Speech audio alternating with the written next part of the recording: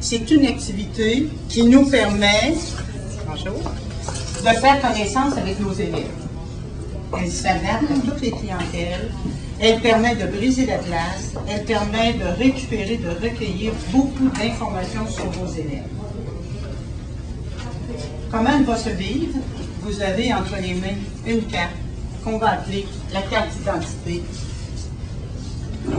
Au verso de cette carte-là, on va écrire nos coordonnées. Les coordonnées sont les suivantes. Au centre, on écrit son nom. Muriel va la compléter, là. Va compléter les données. Son nom ou son surnom.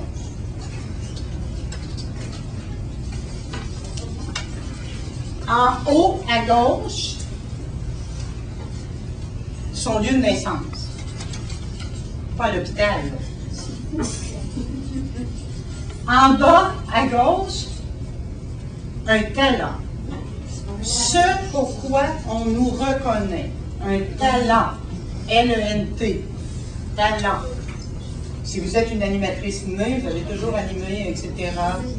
Ou si vous êtes une chanteuse, ou si vous êtes une organisatrice, ou si vous êtes une musicienne.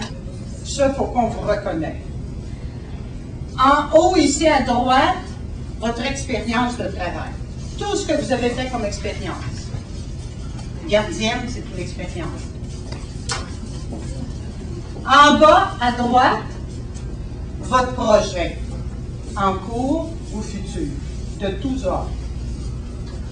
Ça peut être un mariage, ça peut être un voyage, ça peut être finir mon bac, ça peut être mon goût, c'est terminé, là. Un projet, ce à quoi je tiens le plus. Traverser le Canada, vélo. Voyez?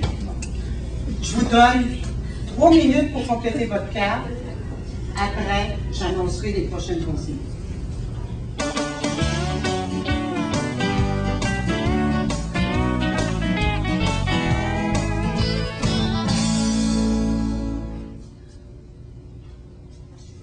Je ne vous dirai pas à vous de déposer vos crayons et de me regarder dans les yeux et d'écouter les consignes. Mais à vos élèves, hein, vous savez que lors de cette période-là, c'est bien important, ça s'appelle une transition. Les élèves doivent nous regarder dans les yeux. Ce qu'on va faire, vous allez vous regrouper par deux. Pour faire ce regroupement par deux, vous avez un numéro derrière votre carte. Vous allez retrouver votre jumeau ou votre jumelle. Hein? Il y a quand même un homme dans notre groupe. Vous allez vous présenter mutuellement. Vous poserez des questions. Vous restez debout où vous allez vous retrouver.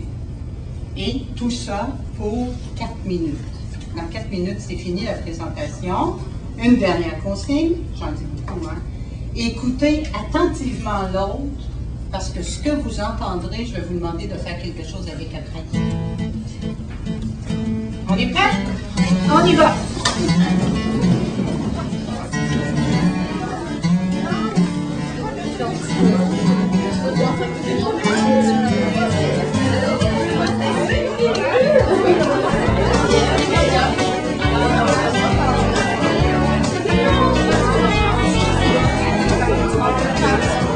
On va passer à la troisième étape. On a complété la carte, on s'est regroupé par deux. À présent, on va se regrouper par 4. Écoutez bien les consignes. Le regroupement par carte va se faire par couleur. Vous avez à vous déplacer cette fois-ci et à déplacer tout votre matériel. Vous allez rejoindre la table sur laquelle se trouve une carte comme celle-là qui est votre couleur. Ça va? Rendu à la table, ce qu'on fait, c'est que vous allez présenter votre jumeau ou votre jumelle au nouveau couple qui vient d'arriver. Donc, on va se présenter encore une fois mutuellement et on va rester à cette table-là. Pour faire cette tâche-là, je vais vous donner 4 minutes.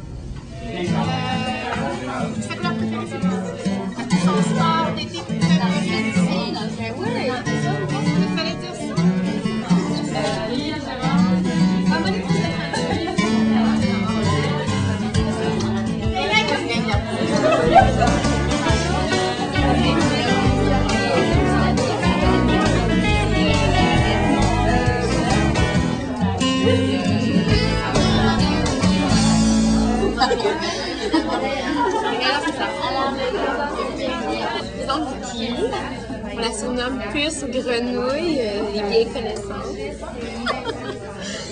Oui, j'étais habituée de voyager. Je connaissais pas Laval. OK. On a fait le loisir de sport, moi aussi.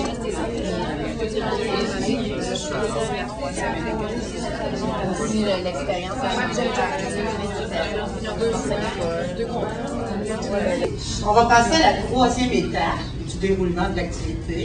Il y avait un début, on avait une tâche à faire. Après ça, on a eu deux regroupements. Et la toute dernière étape, vous la connaissez très très bien, c'est l'objectivation. On va vous demander de réfléchir sur cette activité-là. Et comment on va le faire? Puis comme toute activité que vous vivez en classe, en équipe, vous allez tenter de répondre, est-ce que cette activité-là, telle que vous venez de la vivre, et vous pourriez l'adapter aussi dans vos classes, est-ce qu'elle répond à l'objectif de briser la glace, de faire connaissance, etc. Et surtout sur un autre plan qu'un plan académique. OK? Deuxième question, ce serait de trouver une façon de réinvestir les données que vous avez sur vos cartes ici. Parce que là, vous allez être enseignante, vous partez avec toutes ces cartes-là, vous en avez 20, 25, 30. Qu'est-ce que vous pouvez faire avec ça? Donc, on vous laisse ces deux questions-là. À peu près 5 minutes, on débat là-dessus.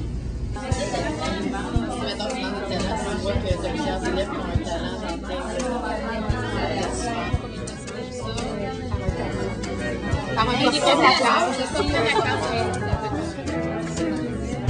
en bagarre, ça permet à tout le monde, autant que toi,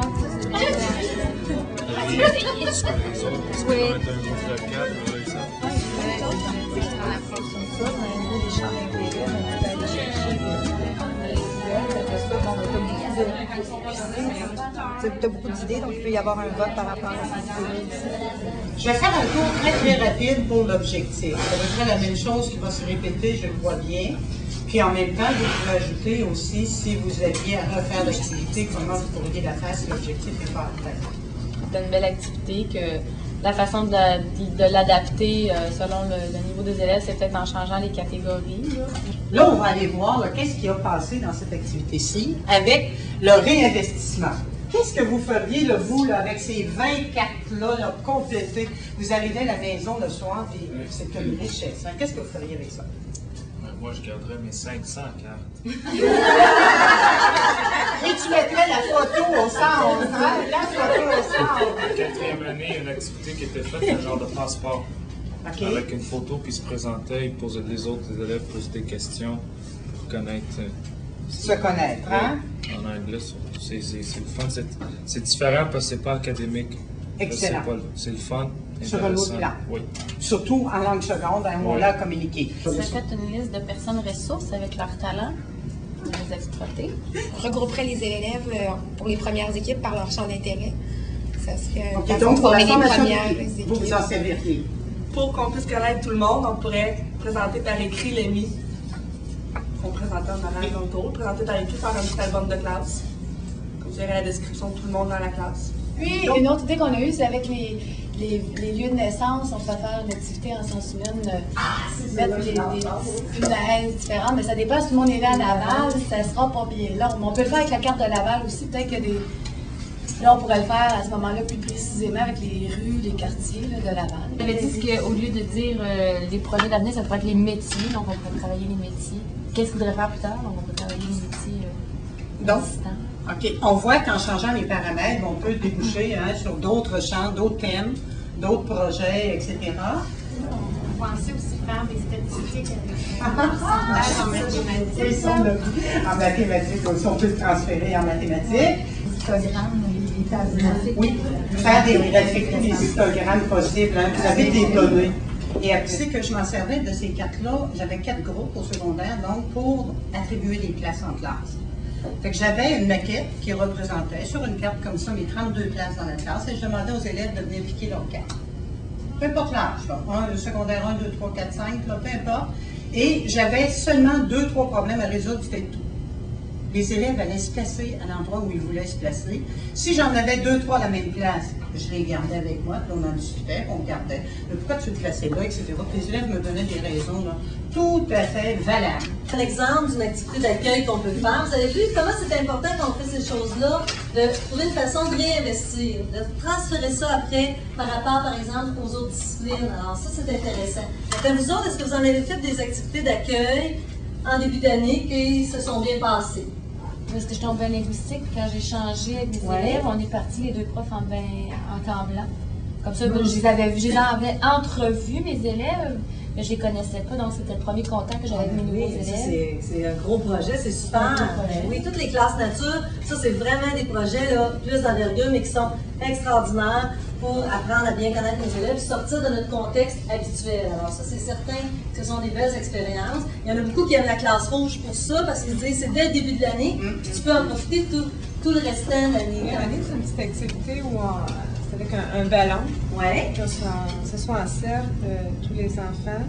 Puis, bon, on leur avait donné un numéro, puis là, on disait un numéro au hasard. Puis là, quand ils recevaient le ballon, ils disaient leur nom. Ça, c'était la première fois. Puis là, on pigeait les numéros. Puis là, finalement, ça passait à tout le monde. Puis ensuite, on refaisait le jeu l'après-midi, ou en tout cas, toute la semaine, on refait le jeu. Puis là, quand ils lancent le ballon, il faut qu'ils essaient de nommer le nom de la personne. Il y a le bingo des connaissances. C'est le bingo avec toutes sortes de caractéristiques. Mettons, il faut rencontrer un élève qui a les yeux bleus. Alors, il faut se promener, donc là, on va signer le bingo. Ici, je fais du pouce, après ça, je prends la fiche patronymique, puis là, je m'en viens ici avec l'avis de recherche. Et là, on a une fiche de questions, on s'en va, on fait le tour de la classe. Un autre jour, c'est pas le même jour que vous faites ça, là. Et là, je suis à la recherche de quelqu'un qui, voyez-vous? Et là, vous complétez votre fiche et à la fin, vous arrivez sur une devinette décomposée. Là. Ici, vous avez le cube communicant. Avec le cube communicant, c'est incroyable ce que vous pouvez faire. Puis pendant qu'on est dans les livres, bien, quand revient septembre, à la page 58, vous avez aussi une bande d'activités d'accueil. Puis là-dedans, vous allez en avoir beaucoup. Puis il y en a des toutes simples, c'est simplement prendre le temps, par exemple, dans notre première semaine, de voir est-ce qu'on se donne un nom, est-ce qu'on a une mascotte, est-ce qu'on a un slogan, un cri de ralliement, toutes sortes de choses comme ça pour créer le lien d'appartenance avec vos élèves. Puis vous savez aussi là-dedans qui est mentionné l'enfant vedette, dans le sens que tous les enfants, bon, à chaque jour, ça peut être à chaque jour de la semaine, il y a un enfant qui est plus en vedette, avec sa photo, puis il se présente. Puis ça peut être un jeu de journaliste où les élèves posent des questions à un élève. Alors, tout ça, c'est des choses. Star d'un jour. Oui, c'est ça, star d'un jour, tiens, c'est à la mode. Star Alors donc, c'est toutes des idées d'activités qui sont super intéressantes et importantes, parce que ça va vous aider beaucoup au niveau de votre prix, votre classe aussi. Et à vraiment faire de vous connaître davantage, puis entrer dans le jeu, vous aussi. Ça, c'est important aussi, comme je vous disais ce matin, jouez le jeu avec les autres, et puis intégrez-vous, et puis mentionnez vous autres aussi, bien, vous serez la vedette d'un jour vous aussi, puis les élèves vont aimer ça, peuvent poser des questions. Il y a la petite boîte aussi au trésor, hein, un peu comme le principe du dé. Alors sur le dessus de ta boîte, tu peux avoir, mettons, une photo qui te représente, bon, quand tu étais petite.